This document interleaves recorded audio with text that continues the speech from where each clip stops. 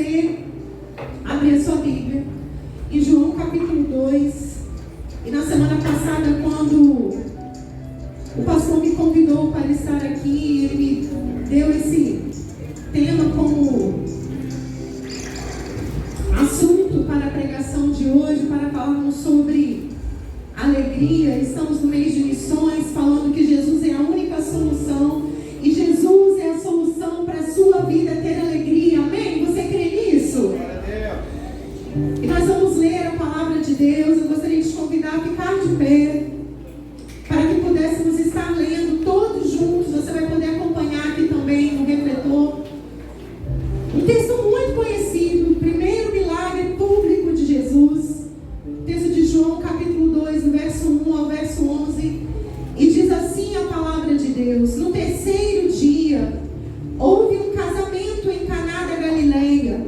A mãe de Jesus estava ali. Jesus e seus discípulos também haviam sido convidados para o casamento. Tendo acabado o vinho, a mãe de Jesus lhe disse: eles não têm mais vinho. Respondeu Jesus: que temos nós em comum, mulher? A minha hora ainda não chegou. Sua mãe disse aos serviçais: façam tudo o que ele lhes mandar.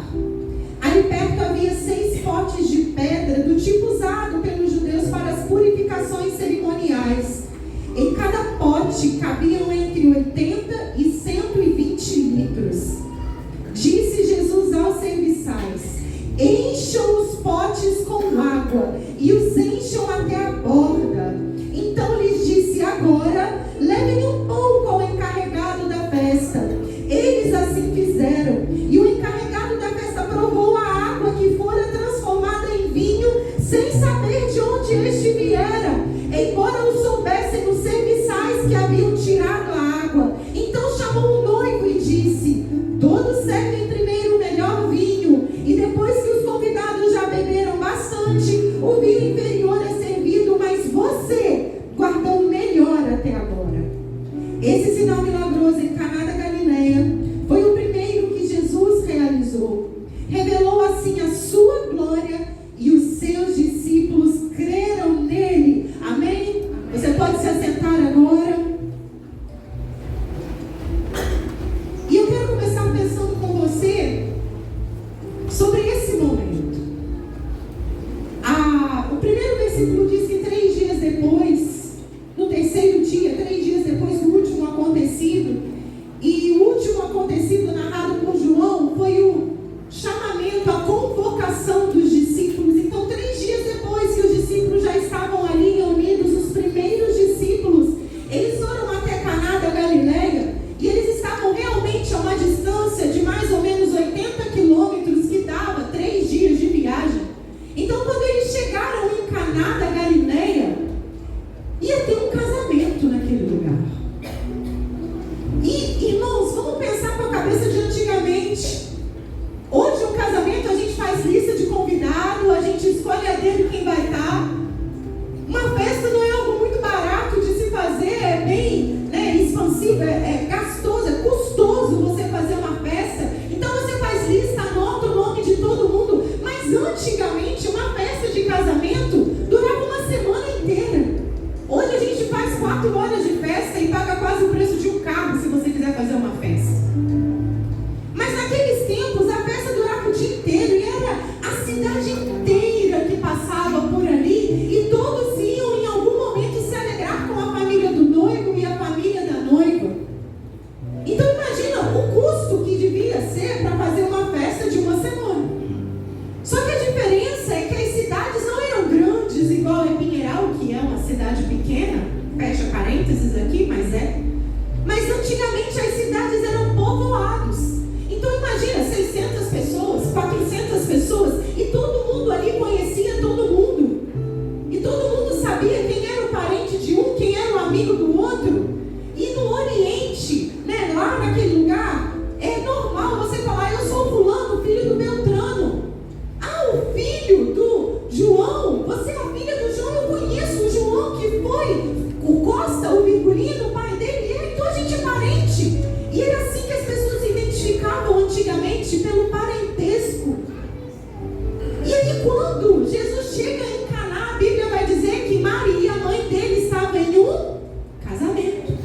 E lá no versículo 2 a Bíblia diz que Jesus e os discípulos também foram convidados. Por causa de Maria, Jesus e os discípulos foram convidados. Eles não foram para Caná por causa de um casamento. Mas a Bíblia vai dizer que ele chega e estava acontecendo um casamento e a mãe de Jesus estava ali no casamento. Com certeza ela estava trabalhando naquele casamento. Com certeza ela estava ali ajudando a servir alguma coisa naquele casamento. Porque eles chegam e a gente não sabe em que momento da festa, se foi no primeiro dia, no segundo dia, no terceiro dia, no quarto dia, na metade, mais pro fim. A gente não sabe exatamente, mas em algum momento da festa, Maria, que estava trabalhando no casamento e sabia do que estava acontecendo, chega para Jesus e fala o quê? O que Maria fala para Jesus? Acabou o vinho. Se Maria não estivesse ali trabalhando no casamento e fosse só uma convidada, ela ia saber se o vinho tinha acabado, sim ou não?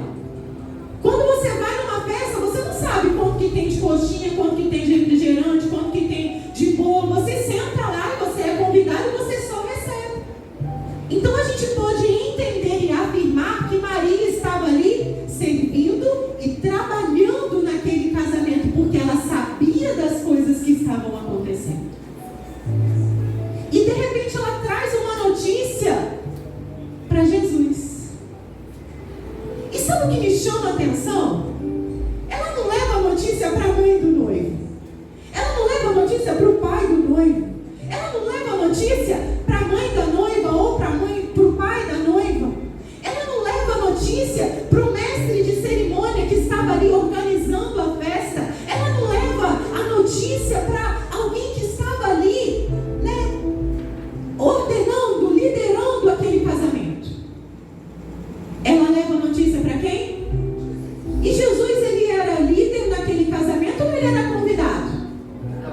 E o que o convidado... Irmãos, olha só o que Maria faz. O que o convidado tem a ver com o vinho, se está faltando ou se está sobrando? Mas eu aprendo muitas coisas com Maria nesse texto. Eu aprendo que Maria conhecia tanto Jesus, que ela sabia que a presença dele ia suprir toda a falta onde ela estivesse. Amém? Ela sabia. Ela sabia que aquilo que era o problema naquele momento, tinha alguém que não ia ser o mestre da cerimônia, que era o pai da noiva, ou que era alguém muito importante naquele lugar que poderia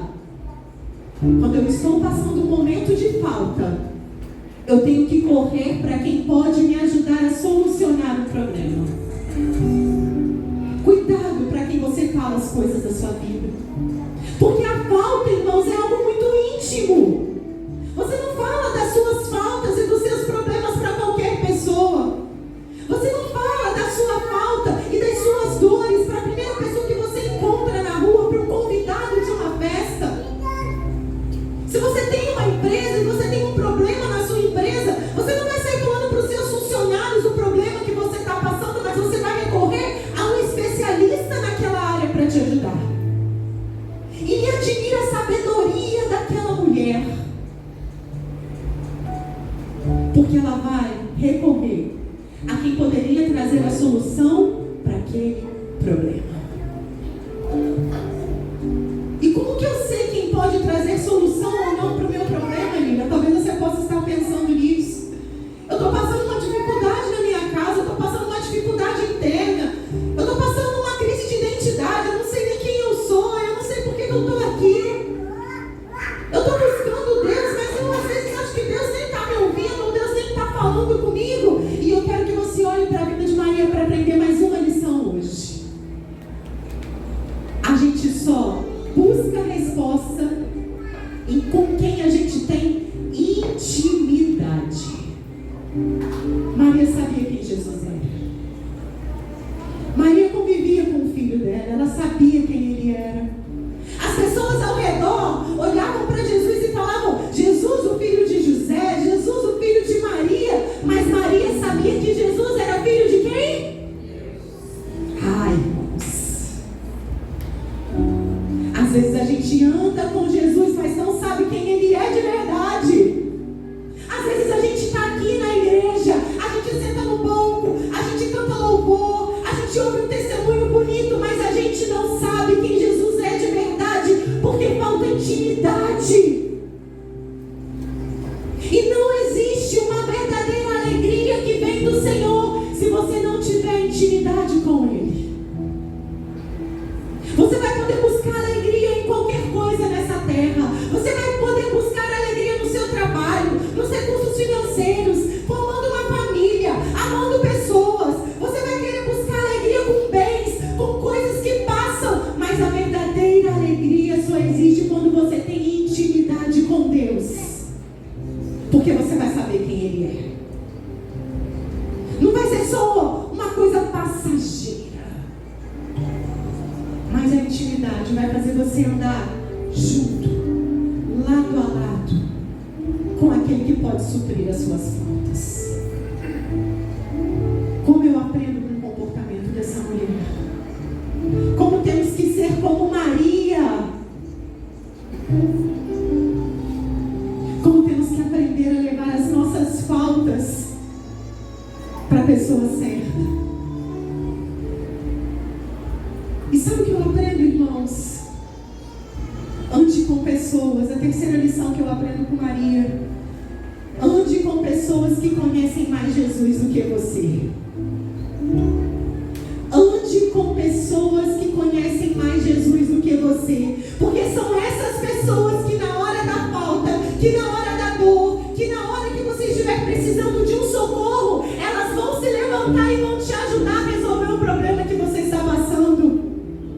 O noivo estava passando um problema, aquele casamento estava com um problema, mas havia naquele lugar uma mulher que conhecia Jesus mais do que todas as outras pessoas. Ande com pessoas que conhecem mais Jesus do que você. Porque quando você tem pessoas que conhecem mais Jesus do que você, elas te impulsionam, elas te empurram para estar mais perto de Jesus. Elas vão te ajudar a ter mais intimidade e a conhecer mais sobre quem é Jesus.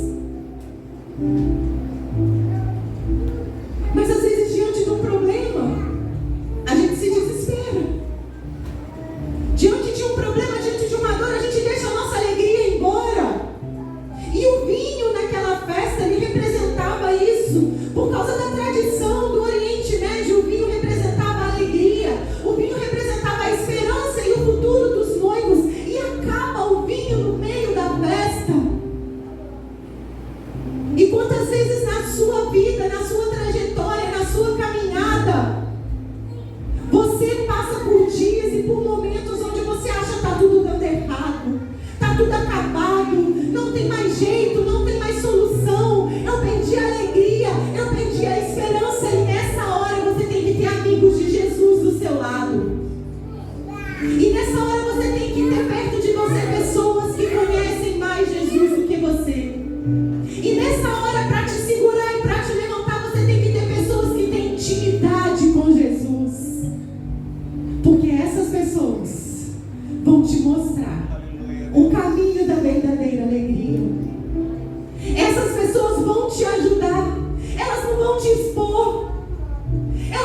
te expor, elas não vão pegar a sua vergonha e jogar no meio de todo mundo para que todo mundo saiba, não. Elas vão com você ali na intimidade com o Pai.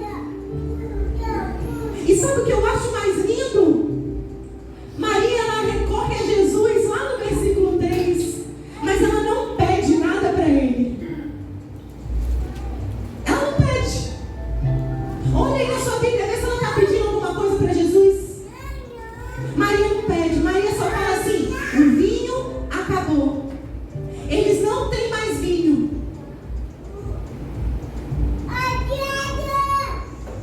E sabe o que eu aprendo, irmãos? Que aqui eu tenho que ter pessoas que vão me ajudar a levar os meus problemas para Jesus. Entregar na mão dele da forma certa. Por isso que você tem que ter essas pessoas do seu lado, porque essas pessoas vão segurar na sua mão. E elas vão te ensinar o que é ter intimidade com Deus. E essa pessoa que conhece mais Jesus do que você, quando ela está do seu lado, ela faz você querer conhecer mais e mais e mais e mais e mais de Jesus. Porque você vê tanto Jesus nela que você fala: não, eu tenho que ficar desse jeito também. Eu tenho que conhecer esse Jesus também. Só que ninguém vai fazer nada por você. Maria levou um problema para Jesus, mas ela não solucionou o problema da festa. Ela foi só um instrumento. E é isso que nós somos na vida das pessoas. Nós somos só instrumentos. Se algum dia algum de nós aqui achar que é alguma coisa, que é por causa da gente, que é por causa do que eu faço, que é por causa do que eu prego, que é por causa do que eu canto, do que eu toco, do que eu lidero, se você algum dia achar que a obra de Deus é por causa de alguma coisa que você faz, você precisa se converter de verdade, porque você não conhece Jesus de verdade. E eu vou te mostrar nesse texto por que eu estou falando isso. Maria guardava as coisas no coração dela. E nem tudo que a gente vê Deus fazendo e falando conosco, a gente tem que sair contando no público. Nem tudo. Se você for ler Lucas, capítulo 2, no versículo 19, no versículo 51, vai dizer assim: Maria guardava essas coisas no seu coração. Quem é íntimo de Jesus guarda segredos. Presta atenção nas coisas que estão acontecendo e guarda no coração. Porque na hora certa, você vai saber como ajudar outras pessoas com aquilo que Deus revelou para você. Na hora certa, você vai servir de instrumento para ajudar a resolver a falta das pessoas, mas não é você que resolve o problema. O holofote nunca é para a gente. As palmas nunca são para a gente. A glória nunca é para a gente, porque a própria Bíblia vai dizer que Deus não divide a glória dele com ninguém. Então não pense que Maria, aqui nesse texto, foi uma pessoa que solucionou um problema, porque ela não solucionou um problema. Ela só conhecia Jesus a ponto de saber que se ela apresentasse um problema para ele, ele tinha poder para resolver, porque ela guardava as coisas no... Será que você tem sido uma Maria na vida de alguém? Ou será que você está só naquele auge do desespero, cheio de problema, e você não consegue enxergar nem que do seu lado tem pessoas que conhecem mais Jesus do que você e que podem te ajudar? Porque quando a gente está passando por um problema, irmãos, vamos ser sinceros, a gente fica desesperado, sim ou não? A gente fica cego, sim ou não? Quando você está passando um problema, você não consegue ver nada, ouvir nada. E essa semana eu conversava com meu pai falava ali, é o olho do furacão. E eu falei, é exatamente isso, é o olho do furacão. O furacão está passando ali, com aquele centro dele, sabe, levando tudo, varrendo tudo, e você não sabe o que você faz, você fica desesperado diante de um problema. Mas eu aprendo com esse texto, que se a minha alegria acaba, eu tenho que ter Marias que conhecem mais Jesus do que eu para estar do meu lado. E para na hora da minha dor, do meu sofrimento e da minha aflição, segurar na minha mão e me levar para perto de Jesus, que pode resolver todos os seus problemas. Amém?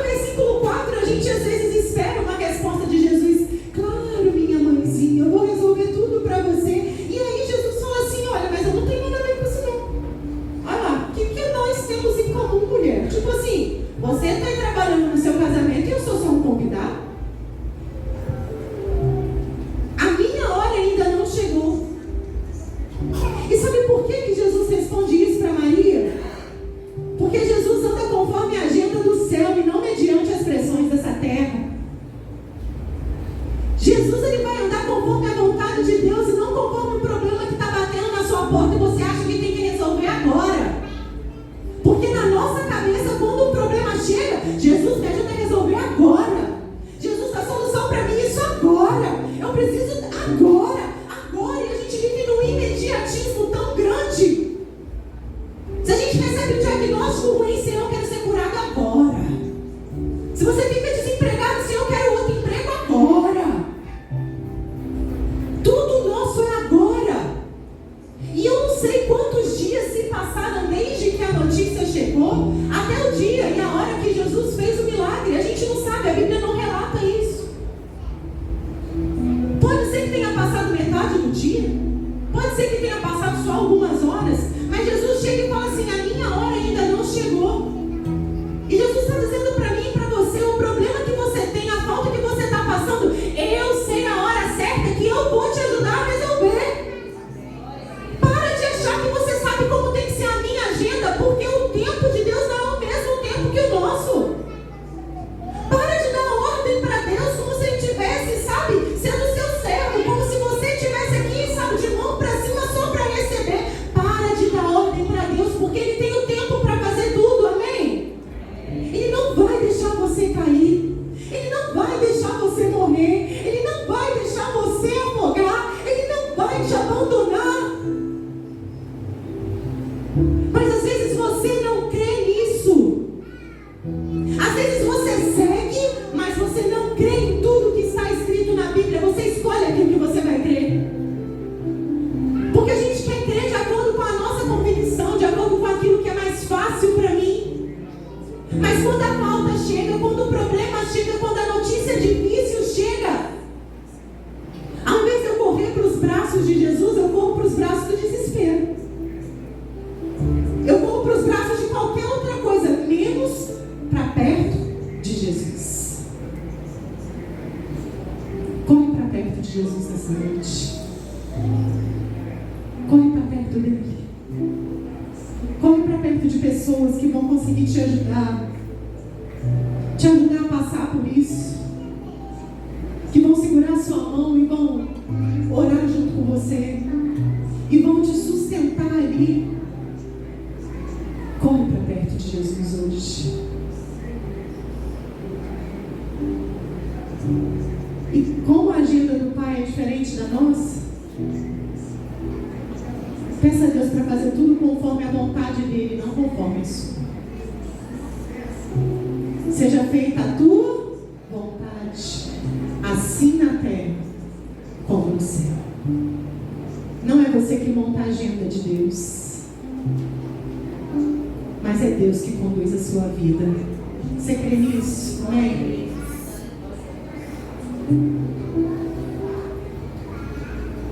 Verso 5. Maria simplesmente vira para os servos e diz: faça tudo o que ele mandar. E eu aprendo mais algumas coisas com Maria aqui. Primeiro, que intimidade gera obediência. Se eu sei quem ele é intimamente, eu vou obedecê-lo sem questionar. Se eu conheço ele realmente, eu vou obedecer sem dar opinião. Porque quantas vezes você já deu opinião, Lucas, do que Deus tem que fazer na sua vida, nas suas orações? Quantas vezes a gente abre a Bíblia e lê um texto e fala: não, isso daqui está muito difícil, eu pulo pro próximo. Quantas vezes a gente senta aqui na igreja e fala: essa pregação do pastor não é para mim?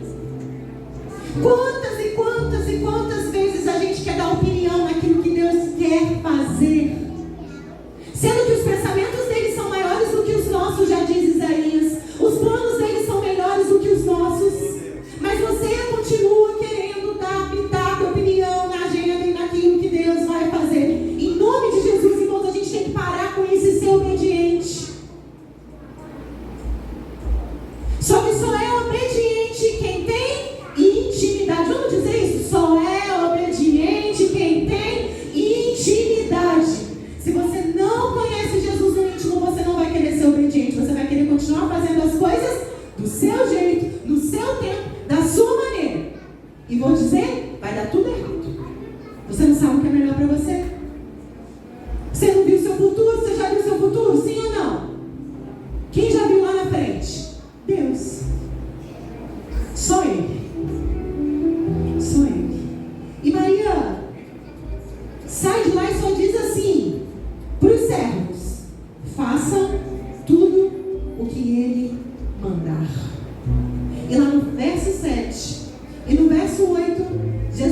para os servos. Jesus chega para quem? Você pode repetir? Para os servos. Isso é importante. Presta atenção nisso. Jesus chega para os servos. Jesus fala assim: encha todas as talhas de água, todas as vasilhas de água.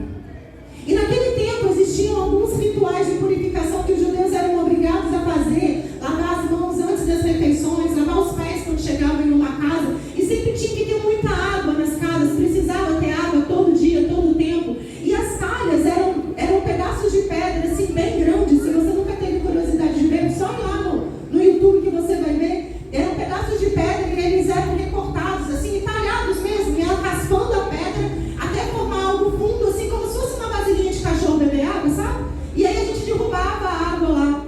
E essas talhas, elas eram grandes, porque uma talha podia caber de 80 a 120 litros, irmãos, quase uma piscina. Um balde gigante. E aí Jesus chega para quem Jesus chama? Os. E ele fala assim: encha todas essas talhas de água, enche tudo. Enche, enche, enche, enche. E lá no original ele vai dizer: enche até a borda. A palavrinha que está lá é quando vem falar sobre encher tudo, é encher totalmente, encher completamente, até no final. Imagina aquela coisinha assim, sabe, que fica bem cheio. Diz o Isaac que eu encho o meu leite assim todo dia, quase entornando na xícara. Ele diz: sabe aquela coisa? Se você der um passo, vai entornar. Enche tudo, completa, completa, completa, completa com água. Põe a água aqui dentro. E aí imagina, deu trabalho? Sim ou não? Vem o servo, pega um baldinho de água e enche a talha. Vem outro servo, pega outro baldinho de água, enche a talha. Eu não sei se tinha poço lá perto, eu não sei se tinha água disponível assim tão rápido. Vem o servo, pega a água e enche a talha. Foram 6, irmãos, e foram 6. E enche. E vai mais um outro, encheu a primeira, a segunda, até encher 6. 6 talhas. Só que ninguém imaginava o que estava por acontecer. Aquilo que Deus tem para fazer na sua vida, ninguém imagina o que vai acontecer. E sabe de uma coisa, irmãos? Jesus faz em segundos aquilo que pessoas demoravam meses, semanas para conseguir fazer, que era fazer um bom vinho. Enquanto a água ia sendo derramada, a gente não sabe o que aconteceu ali. Mas de repente, quando todas as talhas estavam completamente cheias de forma abundante, completas, Jesus vem e fala assim: tira um pouco. Tira um pouco. Deus sempre vai derramar muito na sua vida, para que você possa compartilhar um pouco com os outros. Deus sempre vai encher você, para que você possa compartilhar um pouco com os outros.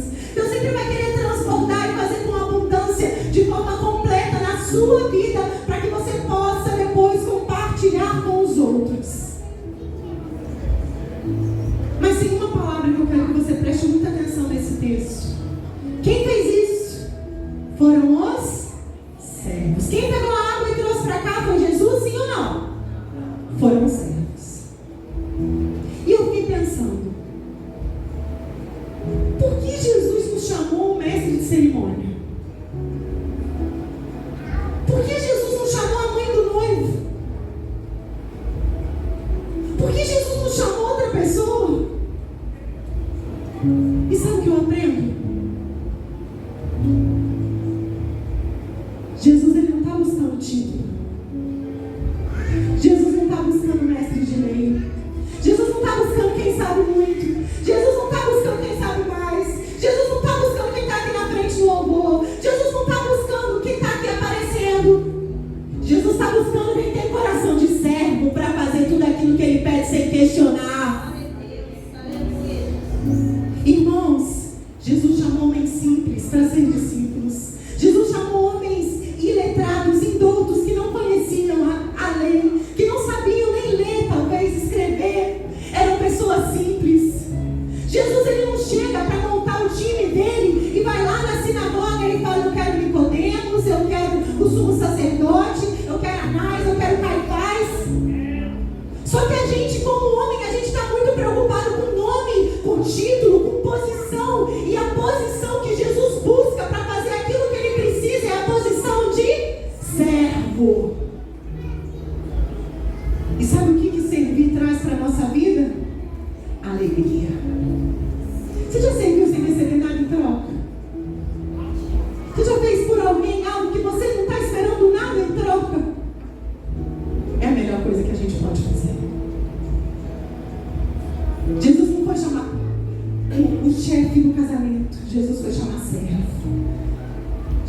chamar religioso, porque o religioso, se Jesus tivesse chamado, ele ia falar assim: mas Jesus, olha o problema, a falta. Eu até sei que o Senhor pode transformar e fazer o que o Senhor quiser, mas eu não posso nem trazer a água aqui, porque o Senhor sabe, eu não tenho condição. Eu sou tão impuro, eu não tenho condição, Jesus. Não, o Senhor pediu para trazer água, eu não posso trazer água. Porque religioso questiona aquilo que Jesus manda fazer e serve, faz aquilo que Jesus manda sem questionar.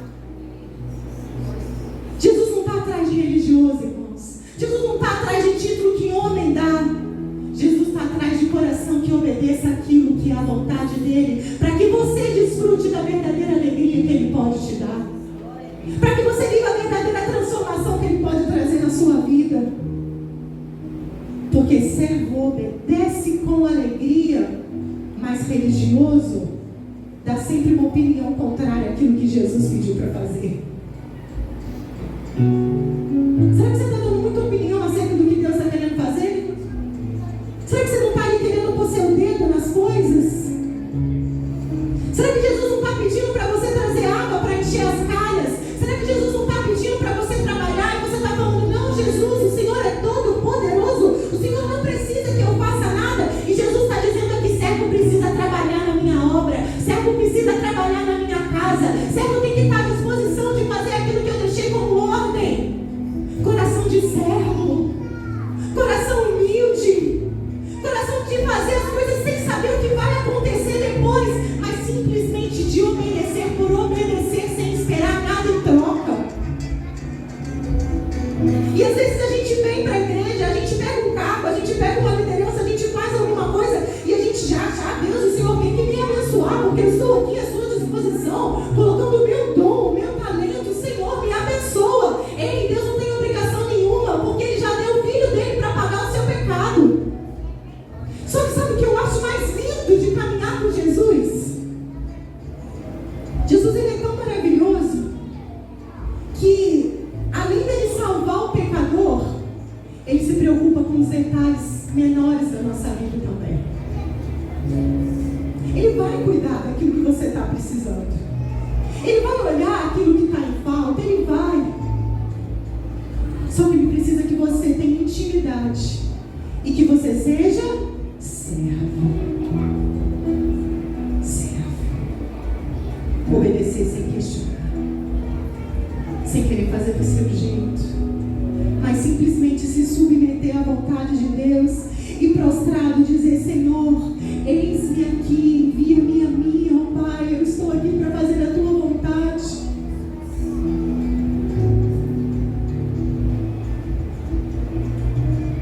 Jesus, ele não produz nada que não seja o melhor. O religioso acha que sabe o que ele está fazendo e que é o melhor. Mas o servo sabe que aquilo que Jesus faz não tem nada melhor. Amém? Aquilo que Jesus faz não tem nada melhor.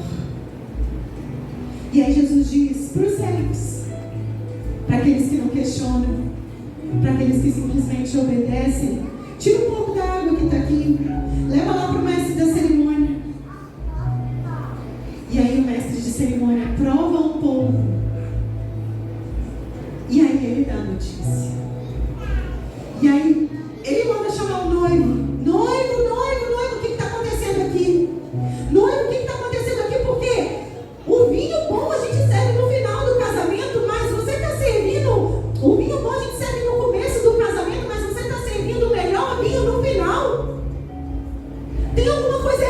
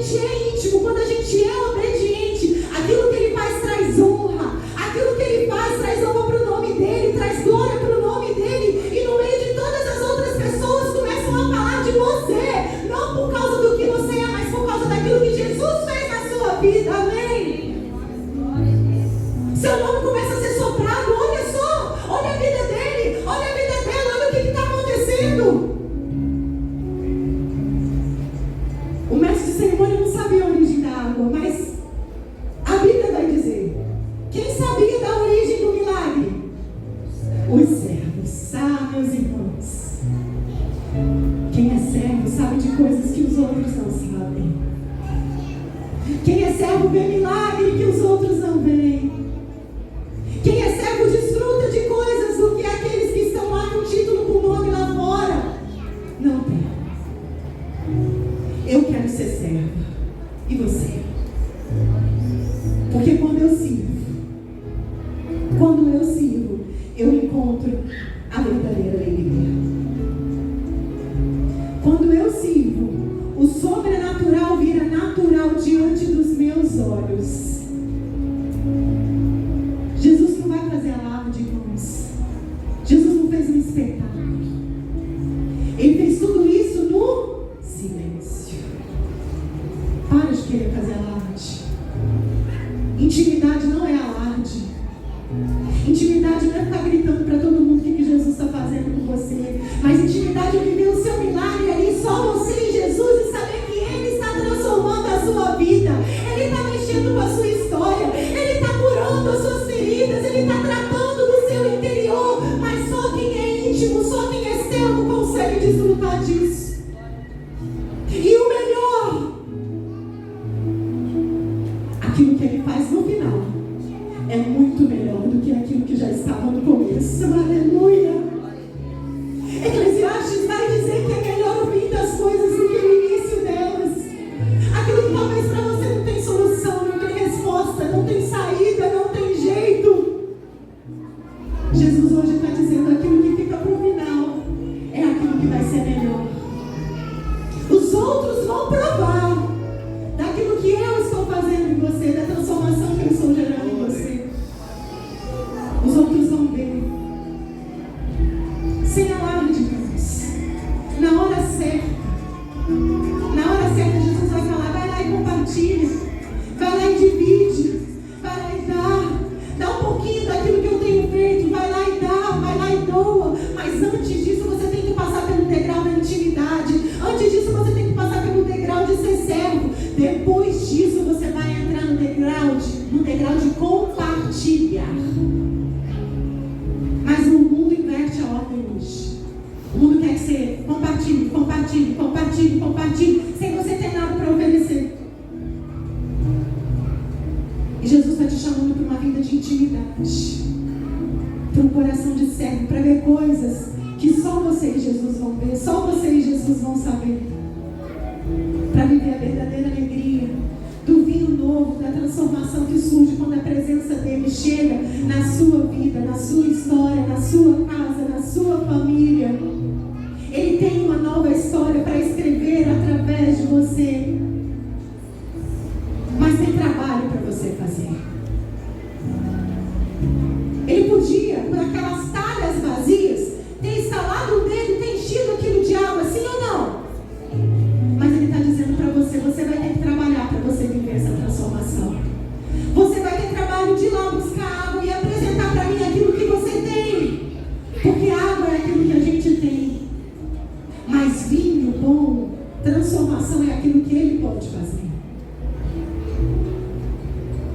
E Ele quer fazer isso na minha vida e na sua vida. E para finalizar, irmãos, essa palavra, lá no verso 11 vai dizer: este sinal milagroso em Caná foi o primeiro que Jesus realizou. Revelou assim a sua glória e os seus discípulos creram nele. Sinal, no original, é uma palavra que se chama semeio. E ele significa manifestações importantes, significativas de poder, que apontam para realidades mais profundas e percebidas com os olhos da fé. Depois de um sinal de Jesus na sua vida, duas coisas vão acontecer. Primeiro, está escrito no texto: a glória dele vai ser revelada. Porque não vai ser por você, por causa de você, vai ser por causa dele. E segundo, os seus discípulos passam a crer. Porque tem gente que segue, mas não crê. E Jesus, quando chama os discípulos, eles vão, mas acho que nem eles sabiam muito bem o que ia acontecer. Depois daquele sinal, os discípulos passaram a crer. Pode ser que você esteja aqui nessa igreja hoje vindo sem saber muito bem o porquê. Talvez você esteja querendo seguir coisas que talvez você nem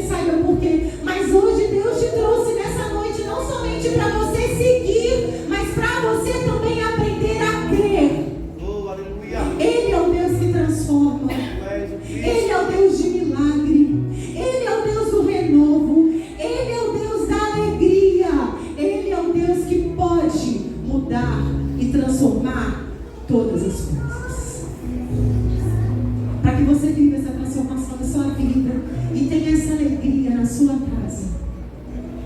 Você só precisa dizer: Jesus, mora no meu coração.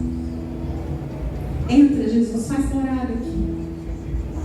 Eu te entrego a minha vida, a minha casa. E às vezes, irmãos, a gente acha que fazer isso é só quando eu estou me convertendo. Não, quando você se converte, você é convencido que você é um pecador e que você precisa de Jesus. Mas todos os dias nós temos que ser convencidos pelo Espírito Santo que nós precisamos cada vez mais de Jesus.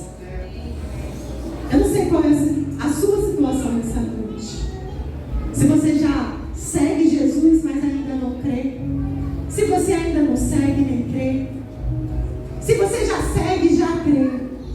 Mas eu sei que Ele quer te mostrar muito mais daquilo que Ele pode fazer na sua vida. Eu gostaria de convidar o pastor para que nós pudéssemos fazer uma oração nessa noite.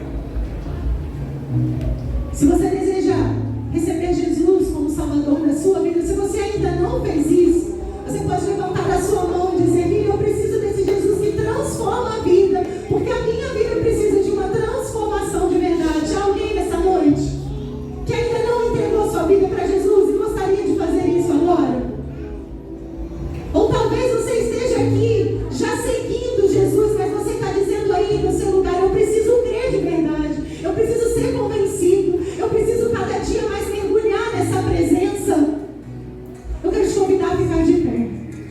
Se você já crê em Jesus, mas quer conhecer mais, se você já crê em Jesus, mas quer mergulhar mais, se você já crê em Jesus, mas quer ter mais intimidade, fica de pé nessa hora. Porque o Espírito Santo de Deus, irmãos, Ele quer falar com a gente. Mas se lembra que a gente tem que buscar água para encher a talha. Se lembra que Ele não vai fazer aquilo que você precisa fazer. Ele não vai trazer a água pronta, não, apesar de Ele ter poder. Mas Ele quer que você dê o primeiro passo para que Ele possa agir na sua vida. Se você quer ter mais intimidade com Jesus, meus irmãos, a gente precisa ter isso. Não é possível que você não queira ter mais intimidade com Jesus. Não é possível. Fica de pé nessa hora, irmãos, e peça: Jesus, eu quero ter mais intimidade contigo. Eu quero te conhecer mais.